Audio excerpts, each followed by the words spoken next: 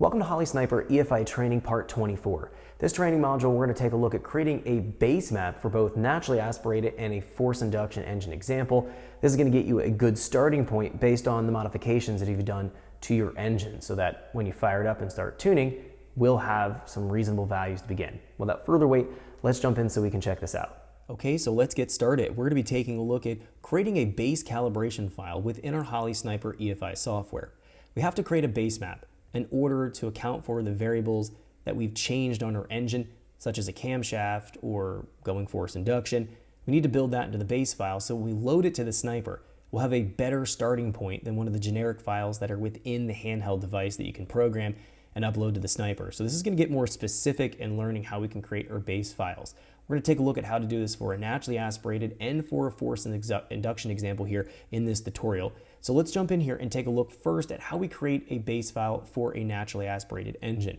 Now in my naturally aspirated engine example here, I've increased the engine displacement, compression ratio, changed the intake manifold, installed a pretty large camshaft, so it's a street strip profile style cam, and we've changed the long tube headers and an exhaust. So we need to go in and program all these kind of details within the base file so that when we fire it up, we have a better starting point to account for all the new variables for the engine. Let's jump in here and take a look at first modifying a base global file for a naturally aspirated engine. So I have open here stock cam.sniper as the global file I'm going to be starting off with. This gives me a clean slate in terms of editing for this application, so I'm going to go ahead and just use this global file. You can use other options in terms of global files that are available, but I am going to be sticking with the stock cam, and that's usually what I go in and work with in terms of the global file to start off with when I'm creating a base file for the Sniper.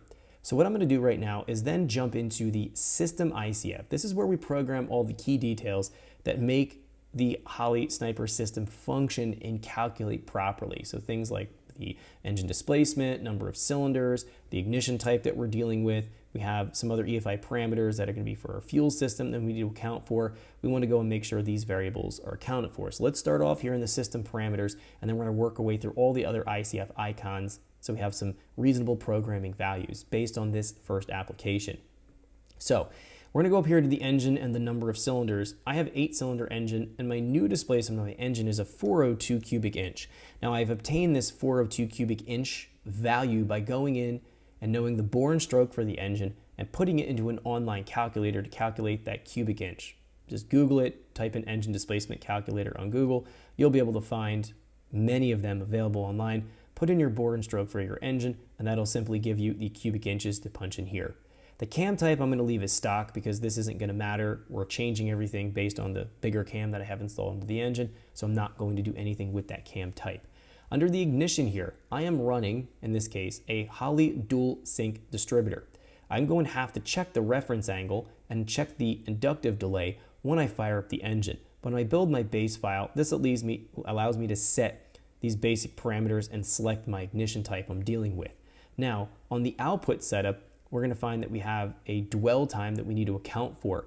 With the dual sync distributor, I have an igniter that's firing to a coil, and I'm finding that that particular igniter is handling my dwell or how long we're allowing that coil to charge for. I don't need to do anything with my particular dwell setup right here. That may change based on your application, but we've accounted for some of our very basic details.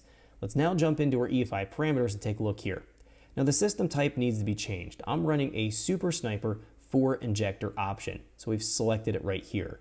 Wideband sensor doesn't change. Map sensor, I am running the internal map sensor for my Sniper system, which is the onboard 2-bar map sensor. We can change this if we want to run higher than 2-bar of pressure, if we want to run an external map pressure sensor for some reason, but in this case, I am not going to do that. I'm going to leave it here just set on internal.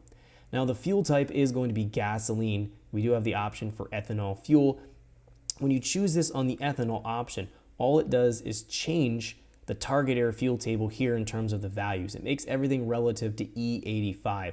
I'm going to leave it on fuel type as gasoline. That's just the easiest solution here. Even if you're running ethanol, we will have a flex fuel ethanol specific tuning tutorial talking about how to deal with ethanol fuels. You don't want to change your fuel type here from gasoline, even if you're running E85 or ethanol.